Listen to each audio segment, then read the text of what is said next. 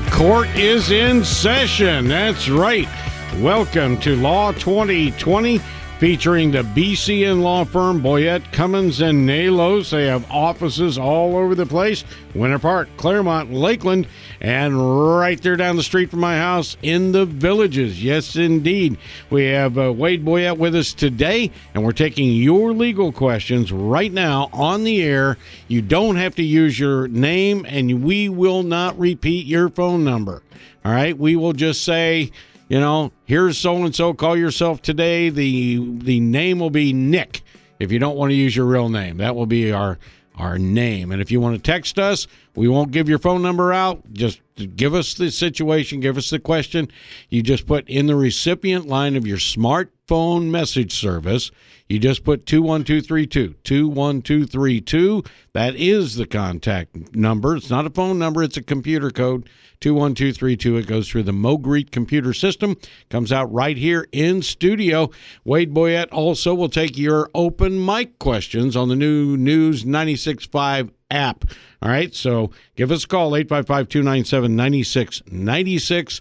And last week we started the conversation about probate issues and what happens when you die, trust and probates and stuff like that. And we didn't get too far into the conversation because we were answering a whole lot of other legal questions. And there is one I'd like to have answered first. It came up in the real estate show. We didn't have a chance to answer it, but you deal in the law, and this sort of goes on that. Any advantages to investing in real estate as an LLC, and what are those advantages? There are advantages. And, a lot of clients come in. It's been a hot topic. We mentioned this last week. A lot of people are getting into the house flipping business. That's just something that's really taken off lately with the real estate market coming up. And they ask me, how should I acquire title? And one of the common vehicles that we recommend are LLCs. And, for liability protection, there's quite a bit of liability protection still with multi-member LLCs. There are some tax advantages. You can treat an LLC for tax purposes as a partnership. You can take advantage of some of the tax benefits of operating as an LLC. So both for liability protection and tax planning, there are definitely advantages. So it would really help you if you had a property, let's say that you were renting out to somebody and somebody fell, the UPS guy fell, or the neighbor was going across your lawn and he fell. At least they're not coming after you personally. Is that the advantage? That's one of the big advantages. And there's so many other vehicles that are out there that can be used to acquire real estate. So I tell clients, let's sit down, let's talk about your specific situation. I just had a client come in last week, and their main purpose for coming to see me was trying to acquire a piece of property anonymously. They did not want anyone to know that they were out trying to really accumulate this section of land. Well, you wouldn't want to do that in an LLC. So we recommended that they set up a land trust, which can be used, as a vehicle that you can acquire assets, acquire real estate anonymously. So it depends on your situation, but absolutely there are some advantages of using an LLC. How did Disney do it? Through a land trust. There you go. Remember that? Kingsland? Yes. Kingsland and Henry. They secretly amassed a bunch of property, without anyone knowing. I had the honor of being in their offices at 1983 or 84. And they have framed on the wall their very first check from Disney. Right. It is amazing. And if you're familiar with Lake County, there were probably, I'm going to guess 20 years ago, another wealthy landowner was acquiring a lot of property out near Astatula to build what is now similar to Animal Kingdom. That they were going to do another theme park out there. It never did come about. But, a lot of these landowners that go out and acquire large tracts of land and land trust, and you never know who it is. Well, if you go up to the Turnpike at the 19 exit, where they were going to build a Six Flags at one time, and look at all the hotels that are still there. Yep. There's a bunch of hotels built. Everybody was waiting. Six Flags did not intend, because I worked for Six Flags at the time. Right. They didn't intend. They had a wax museum in Orlando was what they wanted to do, and they did it. Okay. So, yeah, that's very cool. So you do it in the land trust, 1213. Probate issues. Why is it that some people think they don't have enough assets or belongings to even worry about their end of life? Most people have a misconception of what probate is. Everyone, I'll have clients come in and they'll assume that when they pass away, if they don't have things in place, that the state's just going to take their assets, which isn't the case, and they're always worried about the state taxing their assets or taking their assets. And what I try to explain to people is, define what probate is. And it's simply the process of going through the legal procedures to transfer assets that are owned by an individual when they pass away in their name to the beneficiaries. And the process is there to protect both the beneficiaries and the creditors, if there are any creditors. And it's not a hard process. It's just probate's got such a bad name, unfortunately, because of the time that it takes to transfer those assets, just because the procedures are in place, and generally the cost that it takes to transfer those assets.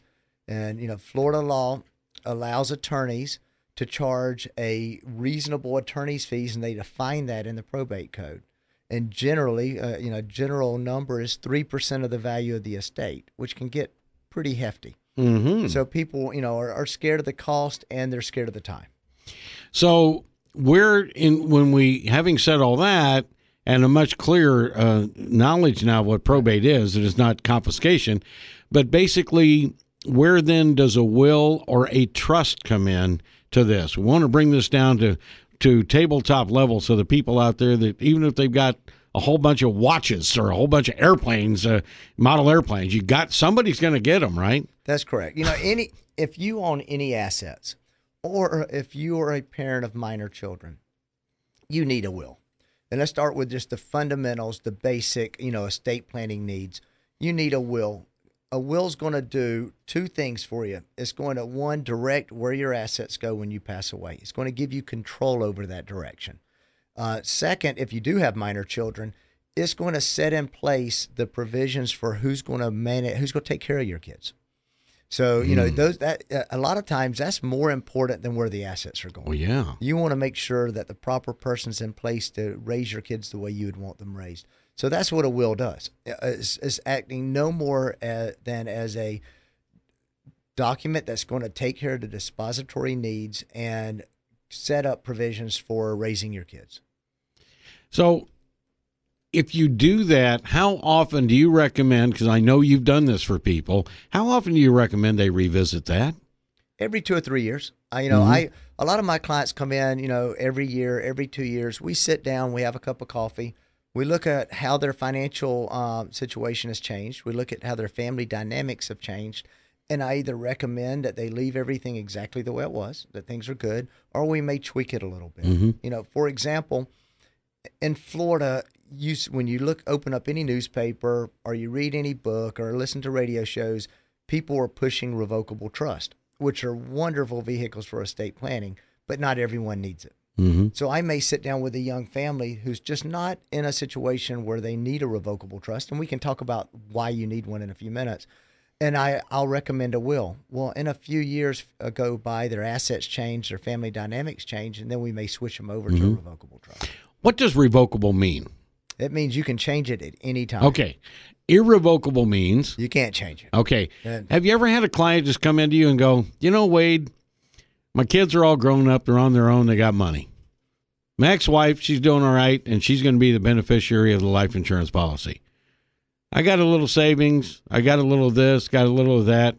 I just want somebody to make sure that everything that I possess be sold at auction and the money given to XYZ.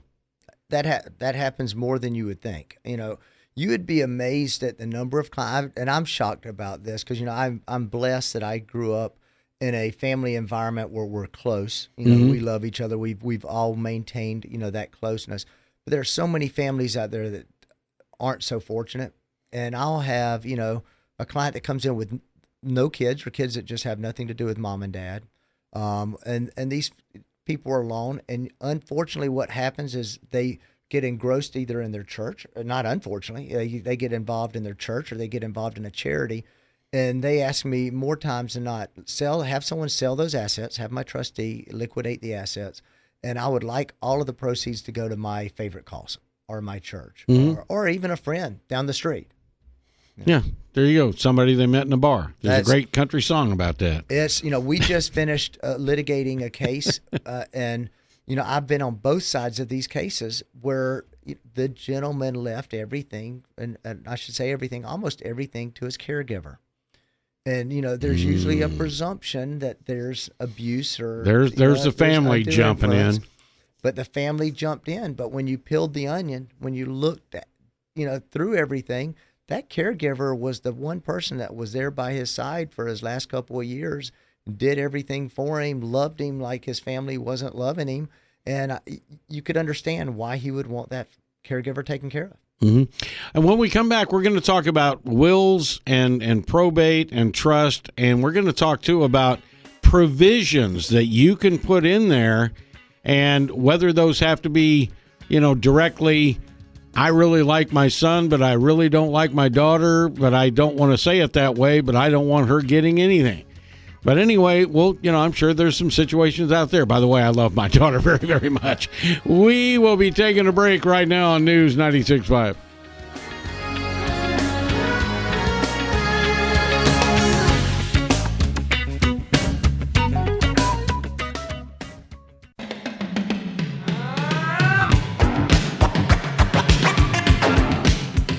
Welcome back to the show, and any of your legal questions, you could text us at 21232. You could call us up, and you don't have to use your name.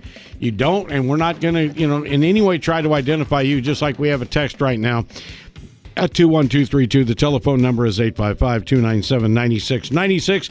The law firm, anytime you want to call them, they're there for you.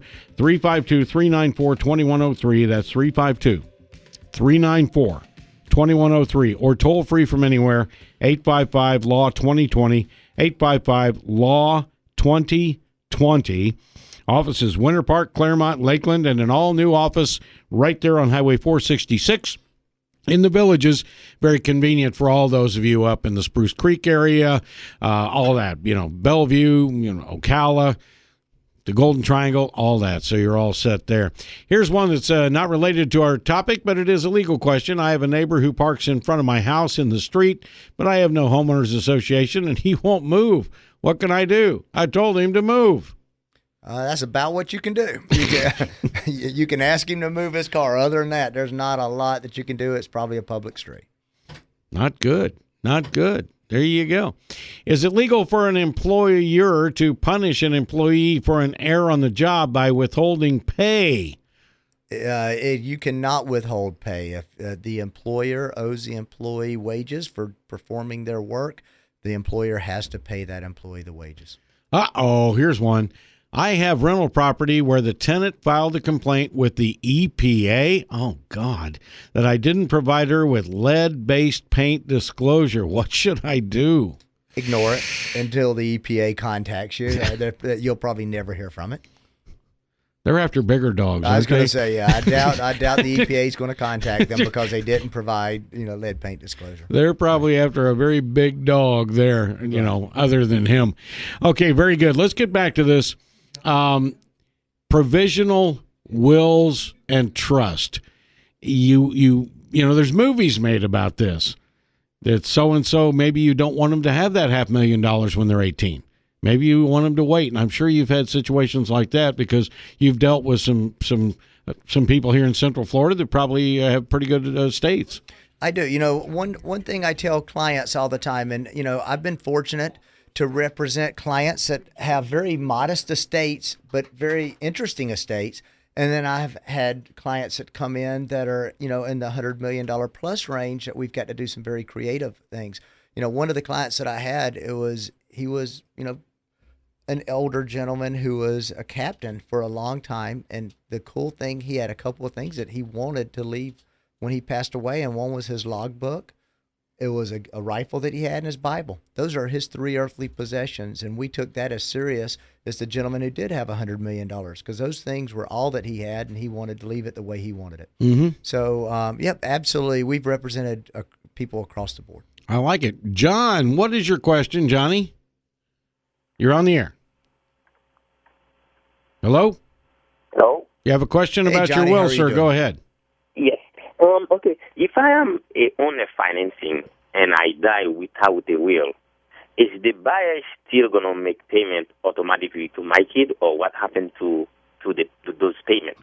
Yeah, Johnny, whenever you own or finance, and I'm assuming you're having the person who's borrowing the money sign a promissory note and execute a mortgage, what happens is that becomes an asset. That promissory note is an asset of your estate. So it's going to pass either according to your wishes in the will or by intestate succession if you do not have a will. And the person who borrowed the money is obligated to pay whoever receives that promissory note as part of your estate. Okay. But I definitely recommend, in your situation, if you want to control that, then you do have a will in place that's going to leave it to the person that you would like to receive those funds. Okay. If I didn't have a will, then the person would not pay that automatic to my kid. No, they would still be obligated. It's still an asset. It's just going to be up to the Florida's intestate succession rules on who ends up receiving it. And the problem is, if your kids are minors, then you're going to have a guardianship created for those minor children, which is going to end up being an additional expense. So we could help you avoid having a guardianship created for the kids.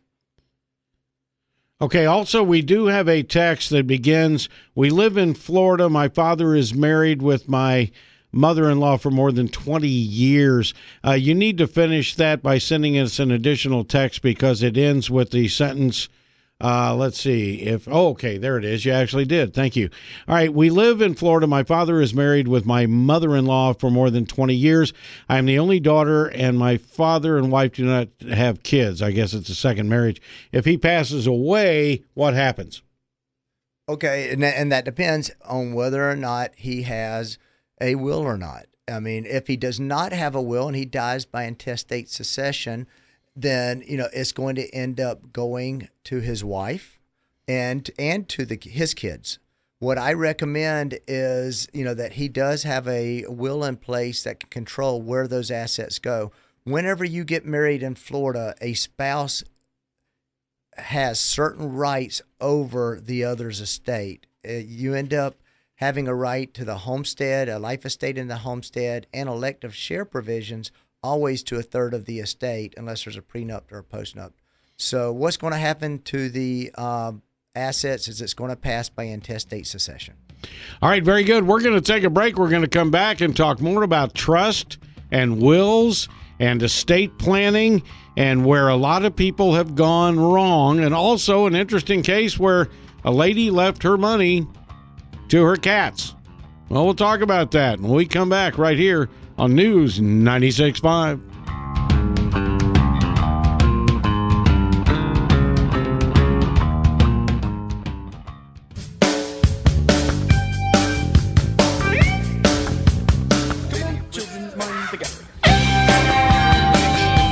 All right, very good. This is Law 2020. Yeah, tell your friends. Law 2020.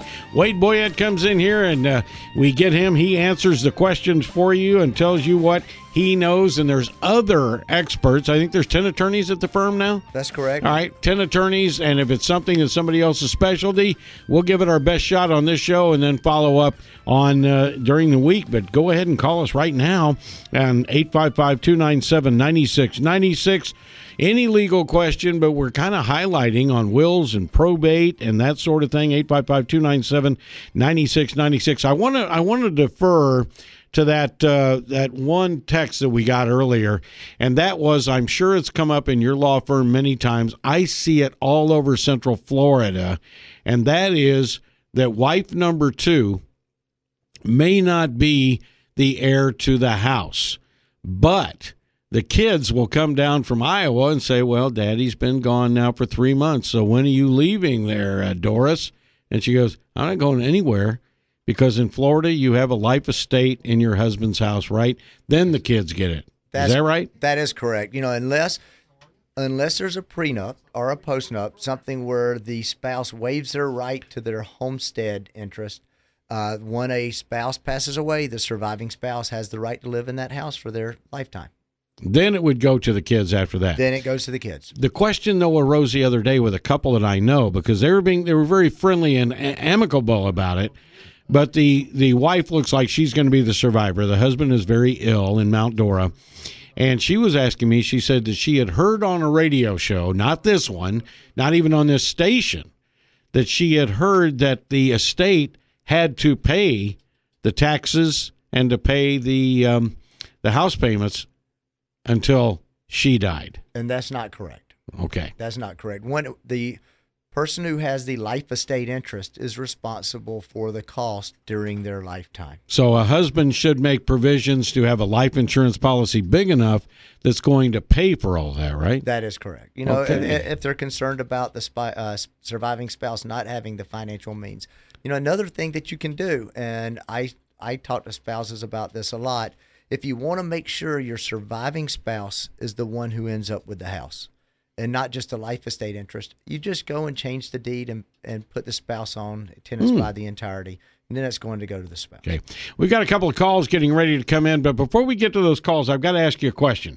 I always try, my role here for the last 30 years has been, if we have an expert that uses something in their trade, you know, like if Larry Perry starts talking about, parameters of an engine, this or that, and I'll always go, Larry, tell us what you're talking about. You have used the phrase, and I've heard it before on other shows, but I never understood what it was. Intestate. What does that mean? Intestate succession. What that means is, clients are always coming in and they'll ask, just like the gentleman did earlier, if I don't have a will, will my kids still get it? Will the person be obligated to pay that mortgage? If you don't have a will in Florida, your assets are either going to go by operation of law, and operation of law meaning, I'll give you an example, if you have a bank account in joint names with someone, it would go to the survivor of that joint account. But if it's not, and it's just in your individual name, it's going to go by a rote set of rules that the state of Florida provides us in the Florida intestate provisions. And so what's going to happen if you don't have a will, there is a provision under Florida law that's going to direct where those assets go, and a lot of times it's not where you would want them to go. Okay, very good. Let's go to George on line 1. George, what's your call about? Well, I live in a large apartment complex. It has like a concierge service at the office. They receive packages and FedEx and things like that. And I have, from the very beginning, always had my courier deliver my payroll there and needs a signature. For 18 months, they have done this with no problem, and now they are refusing to continue to do that, and I look at it as a violation of my lease. I've spoken with the district manager, et cetera. They say they don't want the responsibility of it any longer, although they accept packages from everyone else, U.S. Mail, FedEx, UPS, et cetera. And George, how did they know what it was for? I mean, why is it different? When I signed up, initially on my lease, I told them I had a company and I need to have a person sign for my payroll delivery. No problem. And for 18 months, it's been no problem until one Friday they had their office closed for a little party. And I called and made someone come and open the office, and they really didn't like that. And I was probably less than pleasant with them for not notifying me of that. At any rate, ever since that event, they've refused to accept my delivery. And so even when they're open on the next Friday, they just said, I'm sorry, we're not going to help you with that. I have to pay an employee to stand there and wait. It can be a 2-3 hour window when it's delivered in order to receive my payroll. Right. You know what it sounds like, George, is some just personality issues right now between yourself and that company. What I would be glad to do for you is, look at your lease agreement, look at any association documents to see if there's something that would, prevent them or give them the right to make that decision. They may have the decision to have that discretion of choosing and not choosing what to accept. I don't know that without taking a look at the documents, but I'd be more than happy to look at them for you. Come see you. How do I do that? Give me a call at the office tomorrow morning at 352-394-2103, or just call 855-LAW-2020. I wonder what they do if they got a package that said from Tim at Cox Radio. Right. But the payroll was in there. Right. How would they know? That's my thing, is how are they going to know? Are they just going to stop taking any packages, for you? I mean, it sounds like they've just right now got a little personality issue that needs to be smoothed over. There you go. All right, we are taking calls right now at 855-297-9696, 855-297-9696. This show is flying. We need 2 hours. Doris, what's going on with you today? Doris, how are you? Oh, yes, I was almost asleep. You're up there, honey. Hey, Well, I'm Doris. sorry about that. Gee whiz. That's okay. I'm wondering if you could tell me how to find an attorney that has dual license in Florida and South Carolina. You could Google it. I wish I did, Doris. I was actually born and raised in South Carolina. It's such a beautiful state. I would also call the South Carolina bar, call the Florida bar, and try to find out if there's any attorney licensed in both states. For example, I'm licensed in both Florida and Georgia. So if you Googled, attorneys licensed in Florida and Georgia, I would pop up. So that would be the first thing that I would do. But you could always call either the Florida bar or the Georgia bar, South Carolina bar, and they'd be able to help you. Okay, thank you so very much. Have a wonderful day. Take a nap. Yeah, really, what's going on there?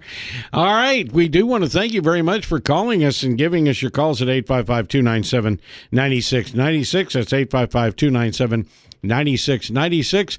We were talking about people that do have maybe no relatives at all, but they want their cats taken care of, or they want their dogs taken care of, or they really like hospice and they want their money left to that. And this is all doable, right? It's all doable. I'm amazed. I do a lot of work for a company called Philanthrocorp. They go out and visit charities, and a lot of individuals want to leave all of their assets to a charity that they believe in. And so at least once or twice a month, this company calls and has me draft documents for people throughout the state who are leaving all of their assets to a charity.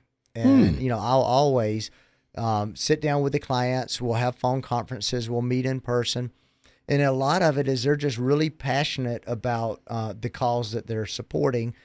Another thing is, their family's financially secure. Their kids don't need the assets. And a lot of people are starting to believe leaving a significant amount of assets to kids isn't helping the children, but hurting the children. It's not giving them a right to, the ability to get out and make it on their own. So I'm seeing a lot more parents trying to at least control the assets after they pass away.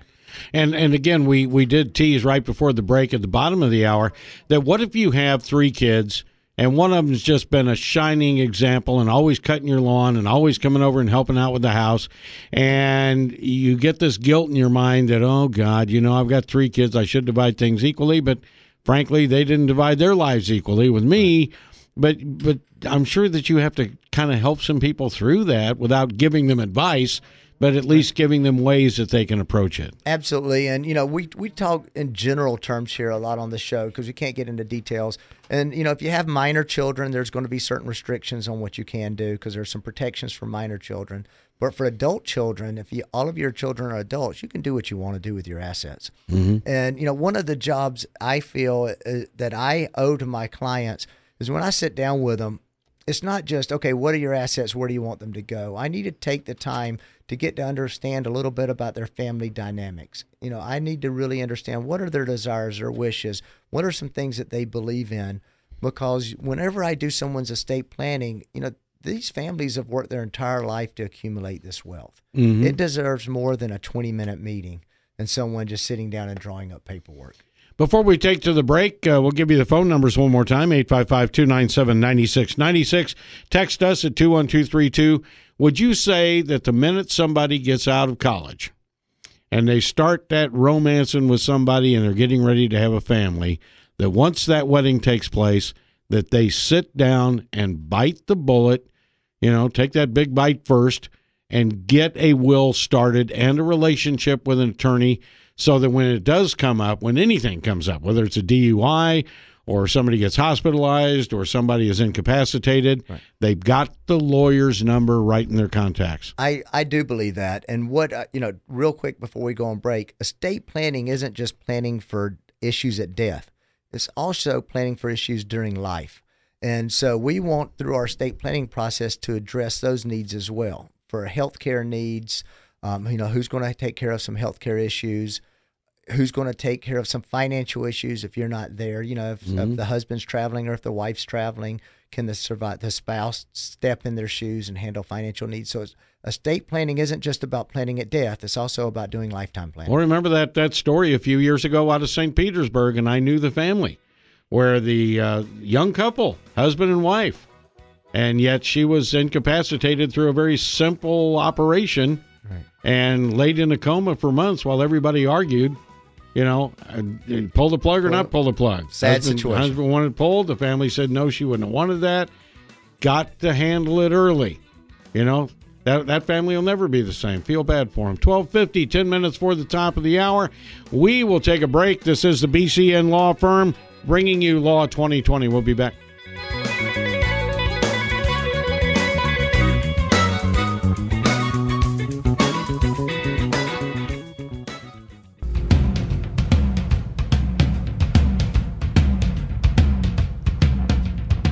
All right, we are back, and here is something we've discussed on this show in the past, and that is alimony and the what I feel are I won't say it.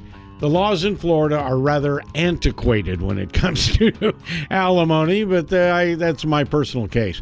Florida friend got divorced 9 years ago, this text says. Ex is threatening now to sue him for alimony back pay. Is that legal in Florida? If they were not awarded alimony at the time of the divorce, they're not going to be able to go back and get alimony 9 years ago. You know, my partner Brian Monk specializes in family law, but I can tell you, having gone through a divorce myself, you're not going to be able to go back 9 years and start collecting alimony. All right, very good.